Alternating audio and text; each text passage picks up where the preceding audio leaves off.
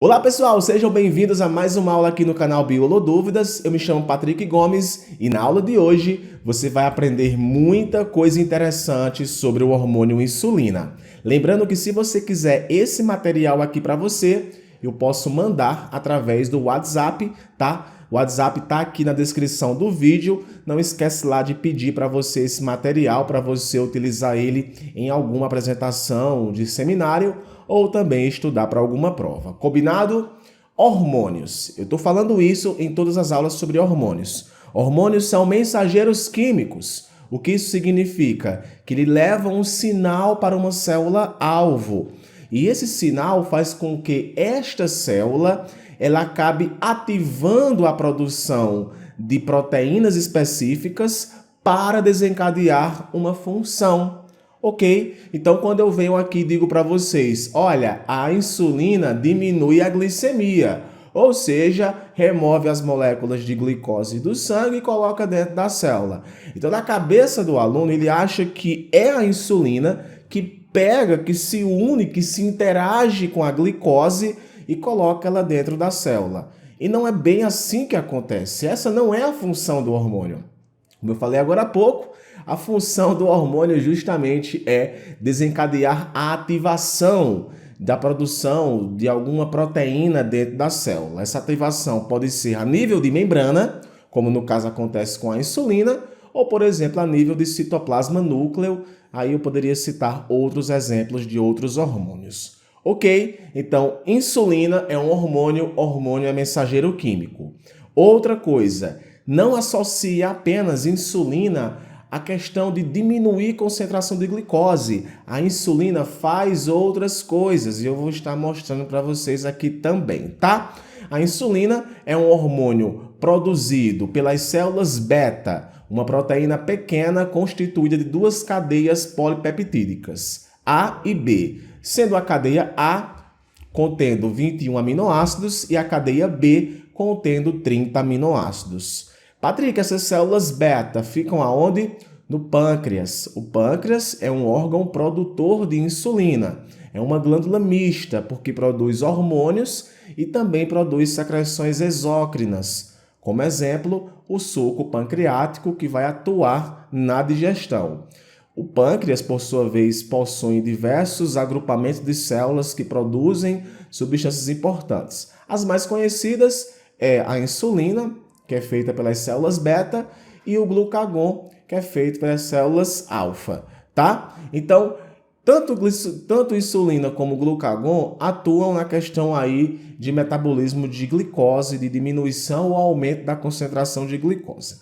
Mas aqui eu vou estar falando só de insulina, tá? Então, veja bem aqui a imagem tridimensional desse polipeptídeo, que é a insulina, união de vários aminoácidos. E você vê que tem aqui duas cadeias, uma cadeia A possuindo 21 aminoácidos e uma cadeia B possuindo 30 aminoácidos. É bem pequenininha, tá? Pequena mesmo, tá? E o glucagon é ainda menor do que a insulina. Olha que interessante, ok?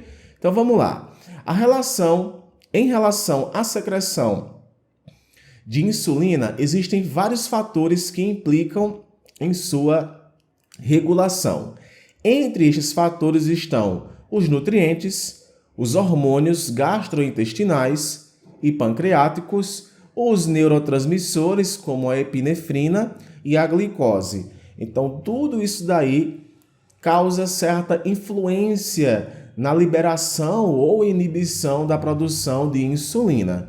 Então, se tem muita glicose no sangue proveniente da alimentação, provavelmente na cabeça de qualquer pessoa o pâncreas vai liberar muita insulina para poder diminuir essa concentração de glicose. Só que veja bem, não é só quando você come. Quando acontece glicogenólise, ou seja, quebra do glicogênio hepático, o glicogênio é um polissacarídeo, a glicogenólise ela é promovida pelo glucagon, lise vem de quebra, então também aumenta a concentração de glicose, tá? E essa glicose também, por conta do seu aumento, aumenta a glicemia, então vai haver produção de insulina para diminuir. Patrick, tu pensou em que quando tu travou? É porque eu lembrei aqui de uma outra associação, tá? Quando o corpo tem muita glicose e não precisa de colocar mais glicose lá no seu glicogênio, esse excesso de glicose ele pode ser utilizado para, de repente, participar de outros processos intermediários, tá? No caso, por exemplo, de aminoácidos. Alguns aminoácidos eles podem ser convertidos em moléculas de glicose a partir de um processo chamado de gliconeogênese. Então, quando acontece gliconeogênese, também acontece liberação de insulina, uma vez que vários aminoácidos estão se tornando moléculas de glicose e tem que diminuir essa glicose do sangue, ok?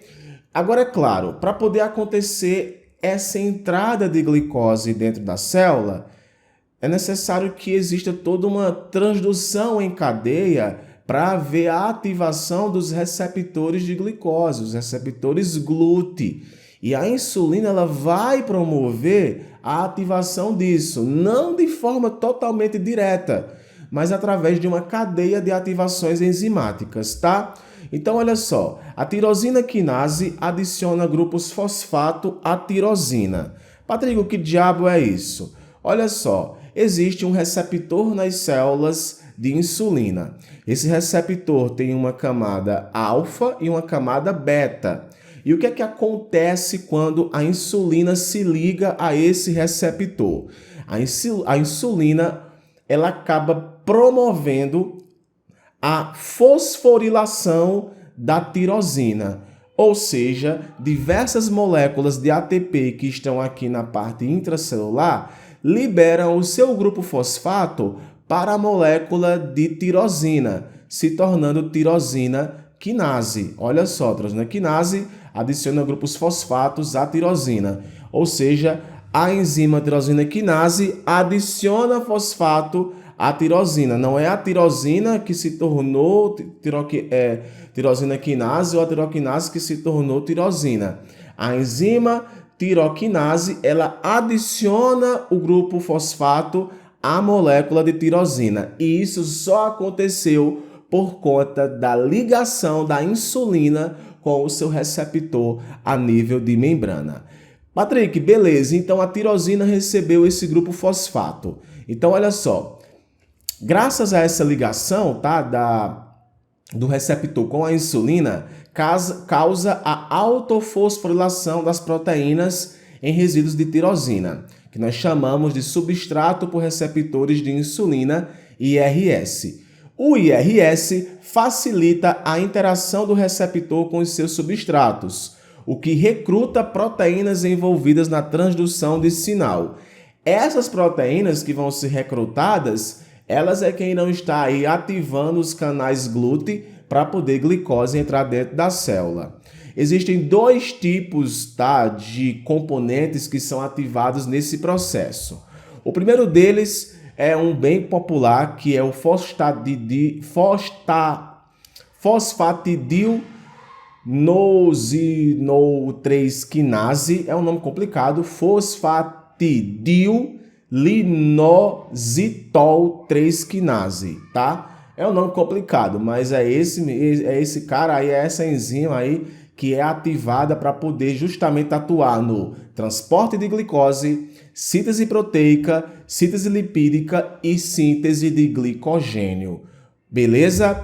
Outro receptor bem conhecido é o receptor chamado de proteínas quinase ativas por mitógenos, que é uma outra proteína que é necessária para também colocar a glicose dentro da célula, ativando os canais GLUT. Só que não para por aí. Atua também na diferenciação celular, na proliferação celular, na síntese lipídica e na síntese de glicogênio. Então veja só que